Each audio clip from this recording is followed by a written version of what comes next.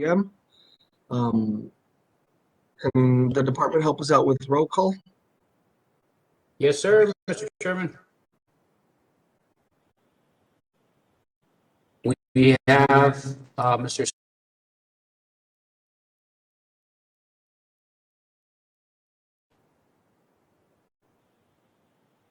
John Birashir. I see John. There you go. Arturo Dominguez. Arturo Dominguez. No response. Rafael Dueñas. Here. Julian Radnowski. I see Julian there. He's here, but I think he's having connection issues because he just got logged out again. Yeah, I think he's out of, he asked me yesterday if the meeting was going to be virtual, so I'm guessing he's out of town somewhere. We try to get him a call-in number. Okay. George Altgill. George Altgill. No response. Elia Guevara. Elia Guevara. No. No response. Mayra Hernandez. I see Mayra down there. President. Mr. Ray Rocha. Ray Rocha. No response, Mr. Chairman. Looks like you do have a quorum with Well, no, because Julian is not stepping in. back on. Yeah. Okay, there's Ray. So There's Ray. Okay. Right. The record Let shows the record Ray Rocha reflect that. joined. Ray Rocha is present, and we'll move on to the approval of minutes for February 21st. Is there a motion to approve the minutes?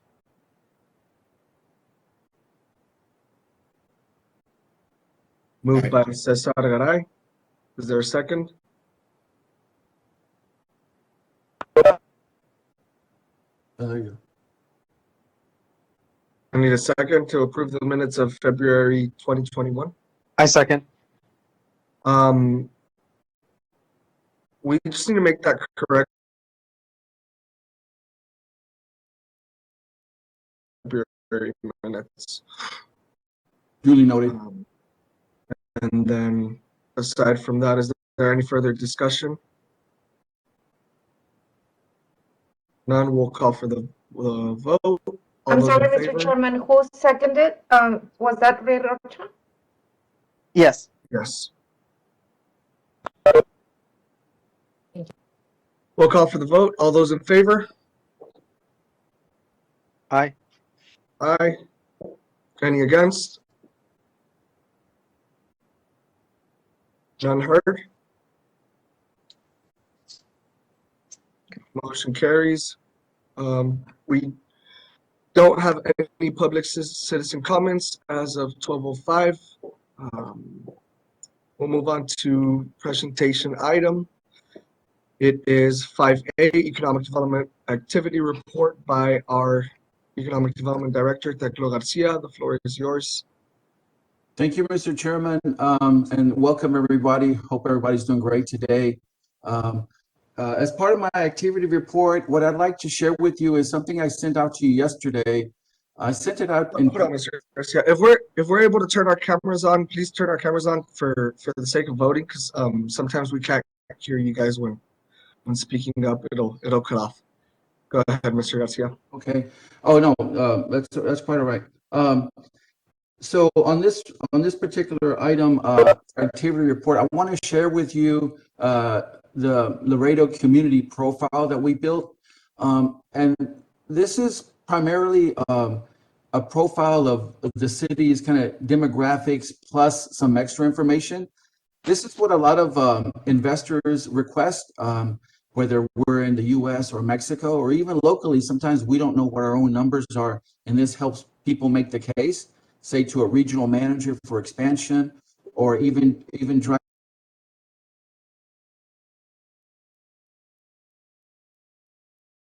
I know you have a copy, but I'd like to share the screen with you and just kind of go through, very quickly, go through these numbers with you.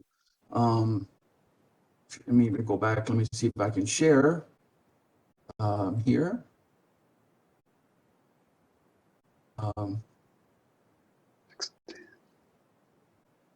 Can y'all see that? Are y'all okay? Can you see this? Yes. Okay. Yes. Okay, great. So this is just a cover page. Again, this is information about our community. We welcome this. We've patterned this. I mean, we welcome any feedback from you on this. We post this on our webpage, our homepage here at the city. And again, this is information for people who are looking at Laredo.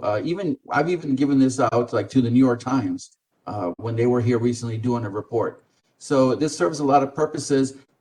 We just have to stay on top of it as a staff to make sure it's updated more than once a year to make sure all the information is correct. I won't go through every line, Mr. Chairman, and committee members, but I will kind of point to a couple of key things. And so we start with on page 1, we start with the overall population. We look at median household income, which is $57,468. Medium home sales price was $210, at least as of the third quarter of 2021. That's the highest it's ever been in Laredo, by the way. Our unemployment rate for 2021 was 6.7%. You can go a little bit further down in the page and look at, for instance, new single-family home permits that were issued by the city in 2021 was 1,543. That's the most ever in 1 year for Laredo. So just to give you an idea, and this also gives retailers and other folks who want to invest Laredo, an idea of our growth and what we have here. You look at the second to last number there at the bottom, it says average apartment monthly rent, and that's according to the Texas A&M University Real Estate Center. For Laredo, it's $898. Any questions or any thoughts on this first page? If not, I'll go to the second page. Again, more information for business folks and investors or reporters or whatever. City property rates, the market cap in Laredo, educational attainment, graduation rates. If you look at that one, I think I mentioned this before with the group, is that our graduation rate is 69% overall, but for ages 35 and below, it's 80%. So we're trending in the right direction there. Just again, more information for people not here, but also like mention our poverty rate. That's dropped from 31.5% 3 years ago to 19.5% today. That's still too high, obviously. Commute times, etc. And then on the last page, we've included some more information about our surface transportation options that we have, and some of our major highways, and then also some of our largest employers in no particular order, but looking at all the best numbers that I could get on all the firms in Laredo, these are some of the largest out there, and that's just so firms can know who's here. Again, at the bottom is a source list. There's a bunch of sources that we pull this from, and the trick is to make sure this stays updated. And we can take this to trade shows, conferences, again, hand them out to whomever. And also for your use, you can use this at different talks or groups that you belong to. Just ask us if it's updated, and we'll let you know. You can definitely use this however you like. Mr. Chairman, that kind of concludes what I had, unless someone has some questions for me. I'm glad to expound on whatever they would like. Any questions by the committee members or any comments they'd like to make?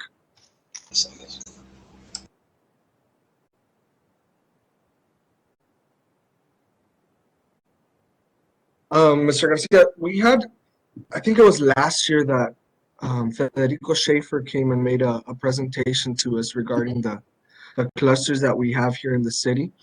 Yep. From the time that I've been here in EDAC and just promoting the city around, most people do ask for what is the education and regarding the workforce and labor. So I think that would be important to add, if not to the PowerPoint as a whole, definitely when you're presenting it, just let them know that we do have a lot of technical training that we have people equipped for their business. Because when they want to invest in another city, they're like, okay, am I going to have to take 90% of my staff over there, 100%? Like, or do you guys have people capable enough? And I think that's in essence what we're trying to do as well. It's trying to bring in foreign investment or other companies or help local companies expand, but also, hey, we have people trained in this in order to get them jobs and longevity in the industry. So I think just giving that presentation, that PowerPoint that I think we all should have in our email, giving it an extra look and maybe getting some little extra detailed facts from there would be of benefit for Great, helping great, this great reach idea. out. Great idea. This is a working document. We can add to it or take away. So yeah, I'm happy to do that. Let me get with Arnold and Miriam, and then figure out how we can add that to it. But yeah, you're right. They do ask that a lot, and Yeah, it is a little more detailed, so you can just grab and pick and choose which yeah, you would sure. want to add in there. Yeah, for sure. Be happy to do it. Um, is this information published here? Thank you. Anyone else who'd like to make any comments on Mr. Garcia's presentation? Okay. Well, There's thank no you. comments or questions heard. Yeah, thank Thank you. you, Mr. Garcia, for the update. Thank you, board. We'll move on to action item 6A, which is discussion and possible action on proposed economic development incentive agreement with TPA Group, also known as Laredo Logistics Land and LLC, under the Taxes Chapter 380 Economic Incentive Program. Arnold, can you share that? Can you pull that up from our share folder and put that up? Mr. Chairman, there were some questions and some concerns from last week on this particular item, and definitely went back and talked to discussed this with the TPA Group, who's been a great partner this whole time, and so we made really a couple of adjustments to the to our potential agreement, and David Diaz from TPA is on the line with us today. Hello, David. Welcome to the meeting. And one thing that we were able to agree upon is the commitment from TPA to work with their clients, potential tenants, to be accountable through our compliance on this particular agreement, that they would be responsible for creating 250 jobs at least $14 an hour. I think there'll be more. The pay will be more than that, as some of you know. Labor is in scarce supply, and those numbers are going pretty high. So, but anyway, the commitment is for $14, at least $14 an hour, which is more than what we've gotten in the past from other groups, and we're very appreciative of that. And otherwise, the agreement is pretty much the same, but we're on the hook for that. And just so you know, we will meet like we do with the language we put in the other agreements. We'll meet with this group that is receiving the benefit once a year to go through their payroll to see if indeed they are complying with our agreement, which David and TPA said that they would do that. So we're content on our side with that and be able to add that. And I want to compliment the committee for pushing on us a little bit to get that to happen.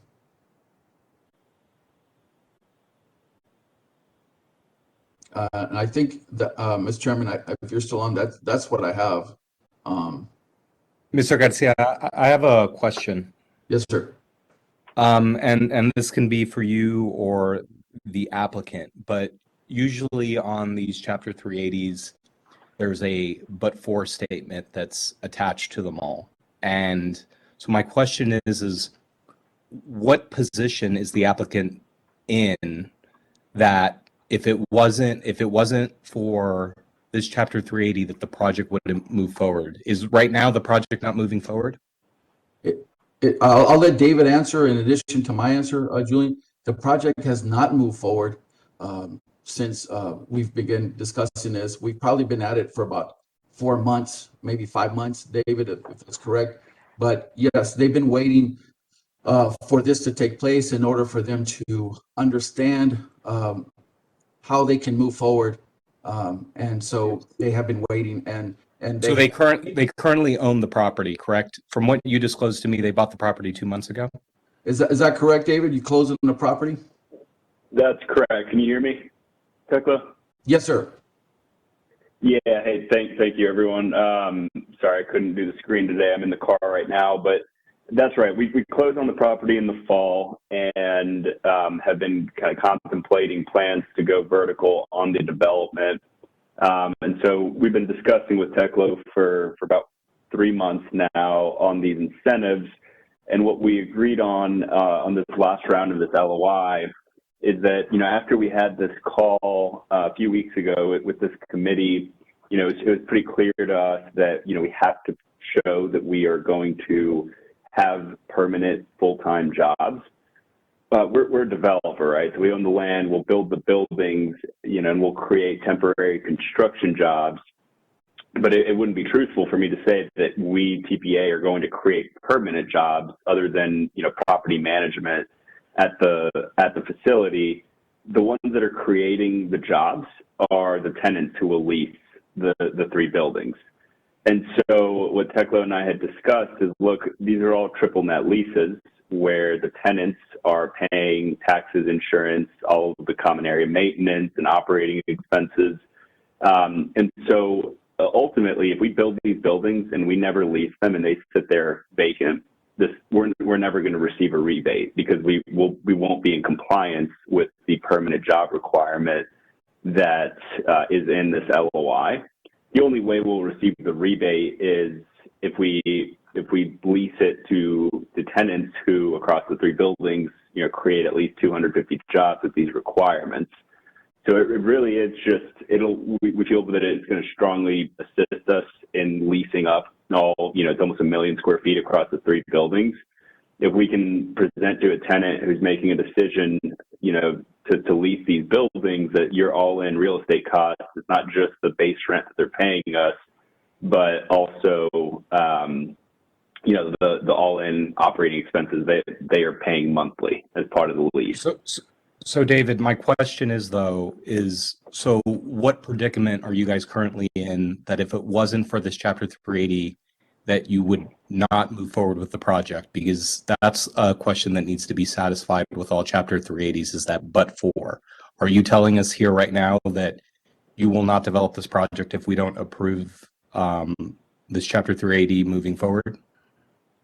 I can't say with 100% certainty that our principals would say that, but it's very much it's much more likely that we will go vertical. Right now, yes, we do own the land, but in order to actually invest another whatever $60-70 million if we develop all 3 buildings, that's a massive risk, right? We don't have a lease for any of these buildings. It would just be all speculative. So yeah, I think it's the risk there. We feel like this is going to help us lease these properties up immensely, and I think it would prompt us to go vertical at least on 1 or 2 of them, but maybe all 3 if we get this proposal. So David, I'll just chime in and then I'll let other individuals ask questions. But my concern is I'm familiar with the area that this is in, the land. This is a char land that has been sold off by the trust. It's a premium location. It's a pre-developed site that has already been cleared. These Chapter 380s are supposed to really satisfy that but-for test, and it's something we've always discussed within this committee, and I just do not feel like, I'm a commercial broker. We're over 99% occupancy on this. The question of, as long as this sits dormant, the Chapter 380 will not, essentially provide assistance, but the truth is this is going to get leased up. So for those reasons, at least the motion that I'm laying on the table is to deny the applicant based off the failure of that but-for statement. And I do believe that the project would move forward if it wasn't for this Chapter 380 agreement. There's a motion on the table by Julian. Is there a second for Julian's motion?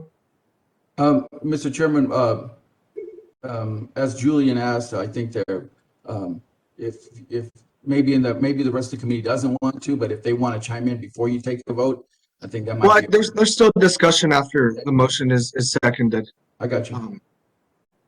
Is there a second for Julian's motion? No second heard. We'll continue on. Anybody else have any further comments, any further questions? If no one else has that, any other questions, any other comments, then I'll go ahead and regarding the presentation, I'll go ahead and make a motion to approve the TPA Group's project proposal. Is there a second to approve it? One second. There's a second by Mayra Hernandez. We'll go into discussion. I think that anybody who is seeking to invest $100 million into our city is worthy of receiving at least something. We're not giving much, honestly. We're doing what, Tecla, 1%? They'll get back. Around? Our projection is about 1% of the total investment. Yeah.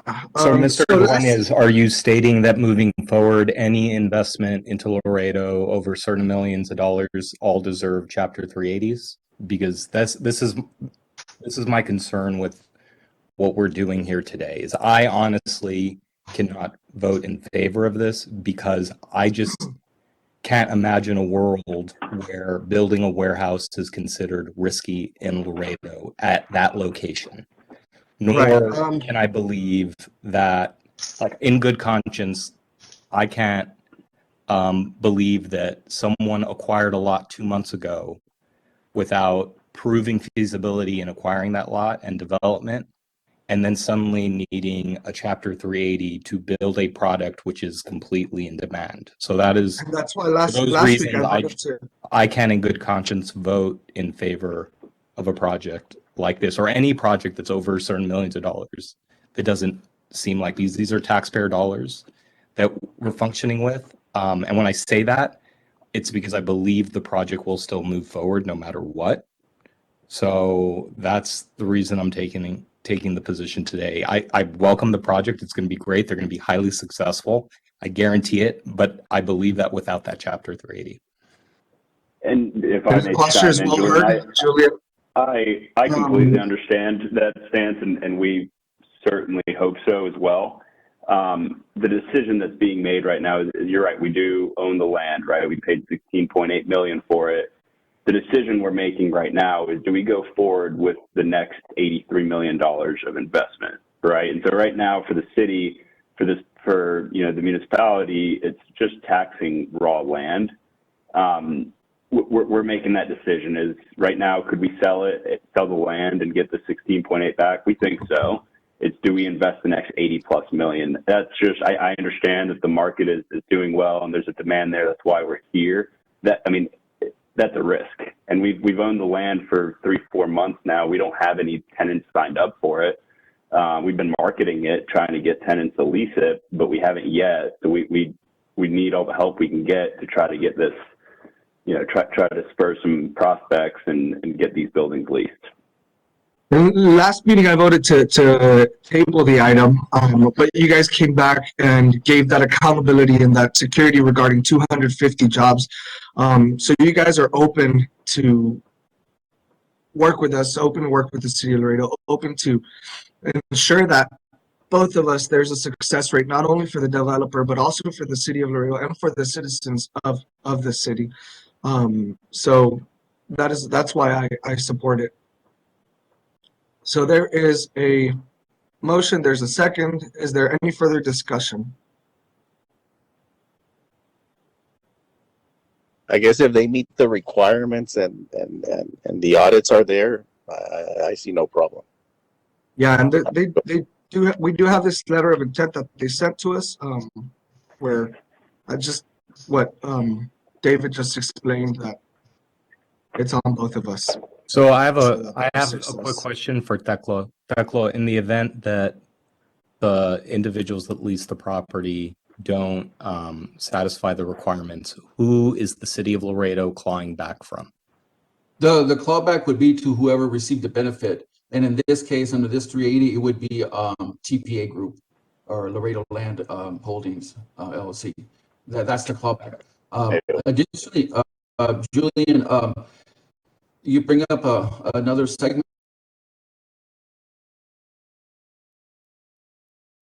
a client that wants to also receive some sort of benefit, through some other program. We might be able to work with them separately, depending if they bring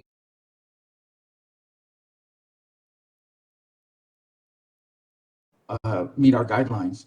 But on this one, to answer your question, is TPA. Investors and developers are in the sidelines waiting as well. Everybody's looking at Laredo and everybody's trying to see what we're going to do with the next project. And they go off of that as well. So I think by incentivizing this one as well, you're showcasing to the whole, not even just nation, but to the whole world that, hey, Laredo is business friendly and we're here to help you succeed so that we can succeed. And by that, I think that this is the project doesn't stay here. We're going to reach the next one and the next one and the next one.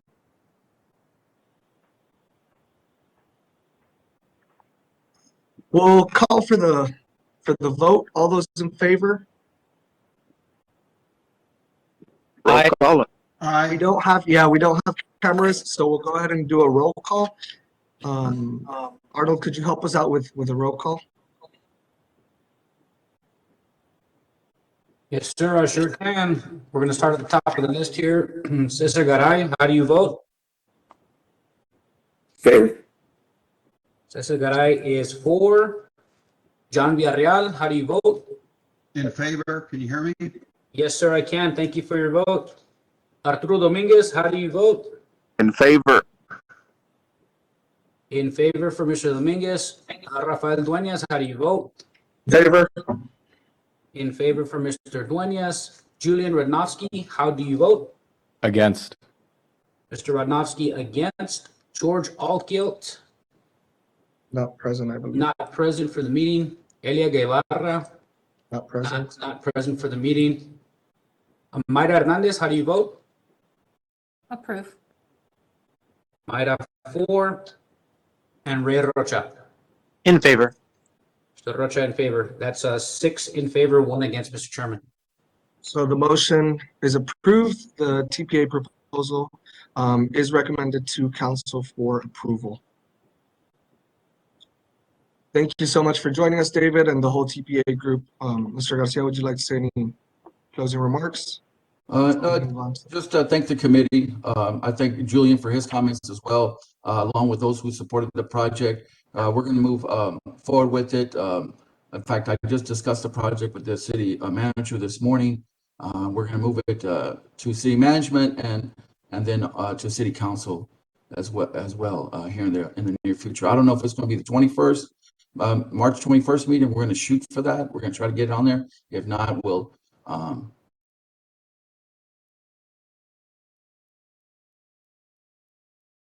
Thank you. We'll move to action item 6B, discussion and possible action amending the ordinance that created the EDAC, the Economic Development Advisory Committee, to include language allowing the addition of non-voting members to the committee.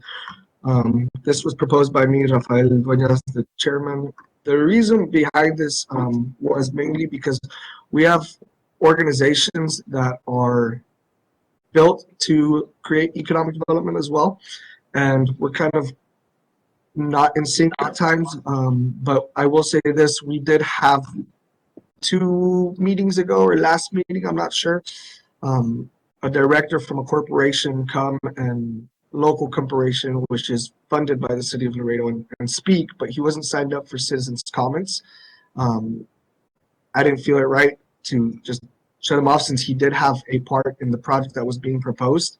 But I think that we can, by adding a non-voting chair to the committee, suggesting council to amend that, and adding a non-voting chair, then we can give them the openness of discussion to be able to present their projects, let us know what they're doing, sharing some thoughts.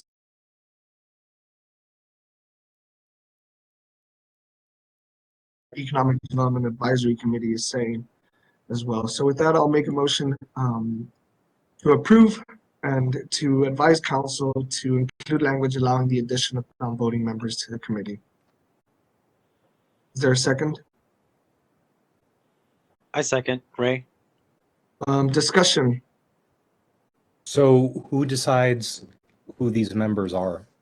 Ultimately, it'll be council. We're just advising council to add non-voting members. They can add as many or just completely throw away the proposal as well and say, no, just our appointees.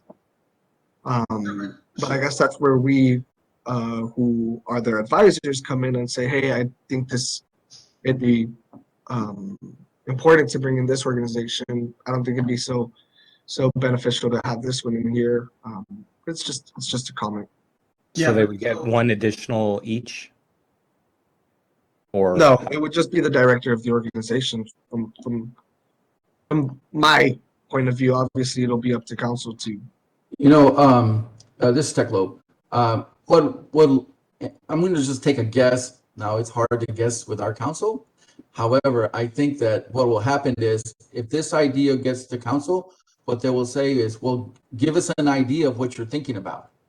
So then the committee will likely have to, bring up something that might sound like a plan for them to consider, right? Because you are changing an ordinance, and changing an ordinance takes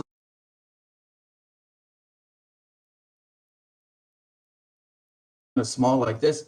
So, I mean, that's what I guess will happen. If they're agreeable to it, then they say, okay, well, we like it, but let's get a plan.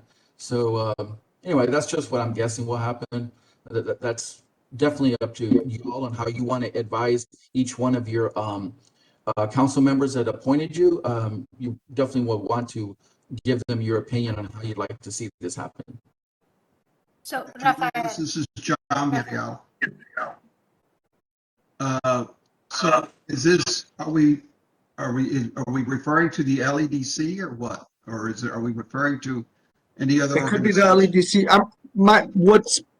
What spurred this thought and this motion was having the LEDC director on our meeting and speaking up because he was a part of the project, but he didn't sign up for citizens' comments. But because I felt he was part of the project and he did bring in some valid discussion, I think it'd be of benefit to the committee and to the city to give him a chair to be in part of our discussions and be informed of what we're doing as well. Yeah, so for me, I think if it's the LEDC, I think it's a very good idea because as Teclo knows, we work hand in hand with them, right? With the LEDC. So I am in favor of that. Now, I don't know about any other organizations, right? But with the LEDC, I am in favor of that because I know I agree with John on that. He's right. and for You guys me, can amend the motion. To further Julian and John's points, and your point, Mr. Chairman, is that there's four city council members on the Laredo EDC board. If you want to say, that we're exchanging information or we're on each other's boards, and then I'm a special advisor as well to the EDC, and Gene invites me for every meeting. So I mean, that's up to y'all, but there is some exchange happening. Maida, you were going to say something? Can you chime in? yeah, Thank you. actually what John just brought up, I don't think there's an issue if you have just a specific subset of groups that are going to enhance what the economic development initiative in this community is already doing. But other than that, I don't see why we would need to bring any other special person, because as committee members, we have the authority to bring someone in. So what would be the point of being appointed if there's other subsets that can be just coming in? And the hope is that the director of economic development for the city is actually having that conversation, which based on what Tecla is saying, it's happening. So I mean, just as an ex officio, And again, it would need to be specifically EDAC related. So again, there's subcommittees that must be working for a unity for the city, but in economic development specifically. I agree. So are we all agreeing that if we allowed someone else to have a non-voting seat, that it would be attached to, for example, Laredo EDC, or are we agreeing that this should be a subcommittee?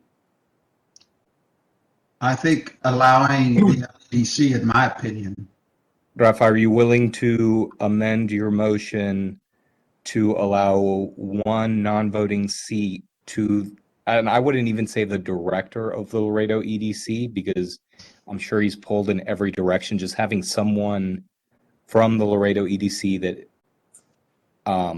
that works directly for them, sitting in, taking notes, or giving perspective would suffice. What, Julian, what I would recommend about your suggestion is if it's somebody from the Laredo EDC, I can be the director or his appointed person to attend that meeting, that it would have to be where that person is actually contributing from the Laredo EDC, right? We want, if they're going to be as a non-voting member or whatever, that let them participate. I mean, why, otherwise, why put them on there? Let's let them. I mean, we have to change the ordinance to do this either way. But I mean, having I would actually disagree with that, Mr. Teclo, because they are representing the business community. We're supposed to represent the entire city as a whole. So having that air gap is very important. So I'm with you on that. Maybe I just didn't say it right. I'm just saying that's fine with me. I agree with this motion in terms of as being the liaison and director of economic development. I like Gene. We work together very well. It's just let him be the non-voting member and let him engage. Rafa, to acknowledge something though, you currently, and I'm not sure if this has always been that way, but there seems to has always at least have been board members that sit on both, and therefore, at least on my part, I very much try to keep Laredo EDC updated on what's going on. So I'm completely okay with creating a one, if you're willing to amend it, to create a non-voting position to be appointed by the Laredo EDC director. That can be either him or someone that he appoints to participate. Or